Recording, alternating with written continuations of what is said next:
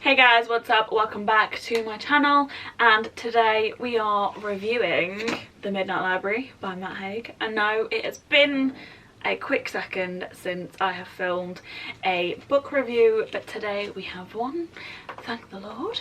But firstly, if you are new here, then hello, my name is Priya, aka Beauty and Books, and as you guessed, we do all things beauty and book related.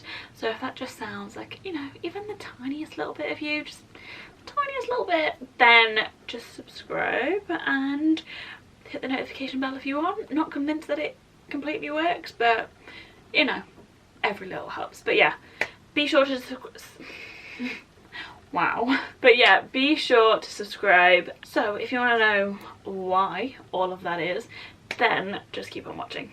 The hair had to go up, it was just too warm. It's too warm. Get a bit excited when I talk about these things. The Midnight Library.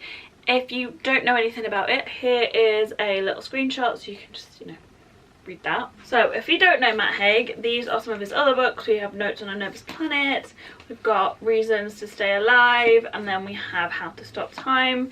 And these are the ones that I have all read. I've done a review on this, but please don't judge it. It was back in my iMovie days and I didn't know you could adjust volumes of music and that. It's a good review, but the video editing isn't really the best. But yeah, I've read all of these and loved every single one of them. So you're probably wondering if I loved The Midnight Library just as much, if not more or less. And I have to say I probably loved it about the same as How to Stop Time. It was really good, but it wasn't something that was like groundbreaking. But the concept, it is basically about this library that is created by your brain when you are halfway between life and death. It then allows you to try out all the other lives that you could have had if you'd made choices, like so if you'd like had coffee with that cute boy one day, like even the most tiniest little choices and details and how they can like lead to a completely different life. So that's what this is about, and this one character then tries out all these lives and we see if she wants to live in the end or if death is what she wants to do. I just want to say a little slight trigger warning: this book and my review may contain mentions of mental health issues, suicide, depression and anxiety. First of all, we'll start with like the technicals, like the writing style and all of that. Matt Haig is a type of writer that can make some really profound, huge concepts about mental health and society seem really simple. His writing style is really easy to understand, really easy to read, and just really easy to get along with, which I really like. It doesn't suit fiction as well as it does his non-fiction works. His fiction work is still brilliant, but I would like a little bit more floweriness. If it were me, I would like to know exactly how Nora is feeling at that moment in time. Like, give me more adjectives, give me more similes and metaphors and just generally everything. I think in that essence the novel was lacking a little bit in like a description and kind of a bit of depth, and I just think so much more could have been done on that side. But overall his writing is really easy to get along with and really easy to understand. It's a really small book. It's only 288 pages, so it's really easy to read, and even though it is fiction, he has this really brilliant way of interweaving some really pivotal life lessons into this stuff. Just those little nuggets of wisdom. It's just that's why I love it, and that's why I kind of needed it right now. Now, just because of the sheer nature of the concept of this novel, the ending was really predictable. So you know the concept, but you can't have a novel like that centered around mental health and feeling inadequate in a society like ours and have the main protagonist jump out of her life, not be happy with it, start a new one and carry on, because that just doesn't send the right message. It's not that simple. We can't just jump into another life and start and just automatically be happy.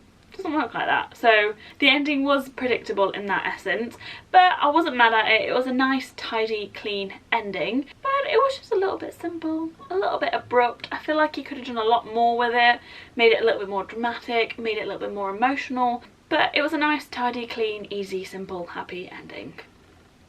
I mean, what else do you need? So towards the end of the novel, she tries out this life and her mind changes. It's the turning point for her. Towards the end of the novel, there's a catalytic moment that sparks Nora's change of mind and basically alters her happiness and alters her perception on how valuable she is in her root life. So I don't like how simple and kind of how abrupt that was. It wasn't really developed as much as I would have liked it to be, but I do love the reasons as to why her emotions changed. I think she basically realizes that she affects more people than she knows and she realizes. So when you're in a state of mind like Nora's, it's very easy to just think it's just you alone, you've got no one cares for you, you don't affect anyone, life would be easier if you just weren't here anymore.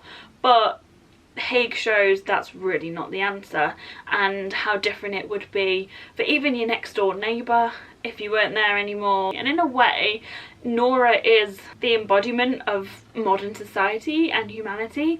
We just have this like need to compare ourselves and just to view everyone else's life and compare our lives to their highlight reels and just then feel inadequate.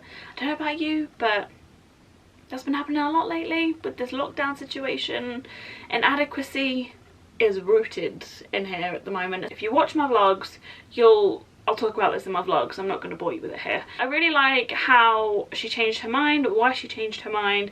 I just didn't like how quickly she did it. Overall, the novel definitely could have been bigger. There could have been a little bit more depth to Nora and the lives that she lives and just her general emotions about situations. That little bit was the only downfall for me. The actual concept, I loved it. I think this would make a brilliant film. I just think it'd be so cool. I love Matt Haig's ability to educate and just make people aware of mental health issues through his fiction and just his general writing, and I just love it. I think it's so cool.